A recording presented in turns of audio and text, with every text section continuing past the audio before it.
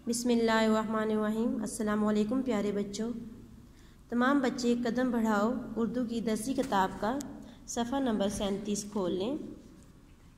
सबसे पहले आज की तारीख़ लिखें, सब्जेक्ट नेम लिखें और फिर दिन लिखें। आज का टॉपिक है हुर्फ मीम का तारुफ। ये देखें, ये है हुर्फ मीम और ये है इसकी आदि शक्ल माँ।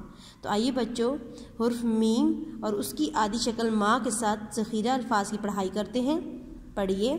मीम माँ मकान, मीम माँ मेला, मीम माँ मक्खी, मीम माँ मच्छर, मीम माँ मूली। अब देखिए अमली किताब सफ़हात 48 से लेकर 50 तक, इन सफ़हात के ऊपर आपने हुर्फ मीम और उसकी आदि शक्ल माँ की लिखाई करनी है। अब आ जाए अगले सफ़े पर, सफ़ा नंबर 38 पर। यहाँ आपको एक तस्वीरी मुशाहिदा दिया हुआ है।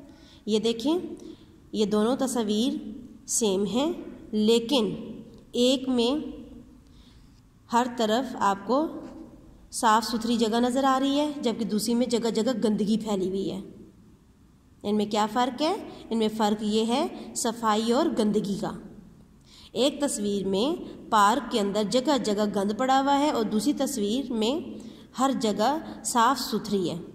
तो बच्चों, जब भी आप पार्क जाते हैं या किसी भी जगह किसी ग्राउंड में खेलते हैं तो वहाँ पे खेल के दौरान आपने कोई गंद नहीं फेंकना।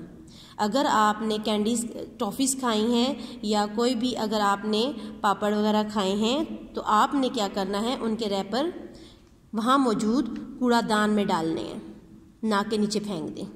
ये गलत बात है, क्योंकि गंदगी से जरासीम पैदा होते हैं और जरासीमों से मुख्तलिफ़ तरह की बीमारियाँ पैदा होती हैं। और फिर जब आप ऐसी गंदी जगह पर जाकर खेलेंगे तो वहाँ से आपको जरासीम लगेंगे और फिर आप बीमार हो जाएंगे। अब आ जाएं अगले सफ़े पर, सफ़ा नंबर 39 पर। यहाँ देखें, यहाँ आपको ये दी गई तस्वीर को आपने इनके पहले हुर्फ की पूरी और आदि शक्ल के साथ उनको मिलाना है। ये देखें, जिस तरह से यहाँ पर दी हुई है। ये पहली तस्वीर उकाब की है। उकाब का पहला हुर्फ आइन होता है और इसकी आदि शक्ल आ होती है। तो आपने उकाब को उसकी पूरी शक्ल आइन और आदि शक्ल आ के साथ मिलाना है। इसी तरह ये आपको बाकी सारा काम नज़र आ रहा होगा।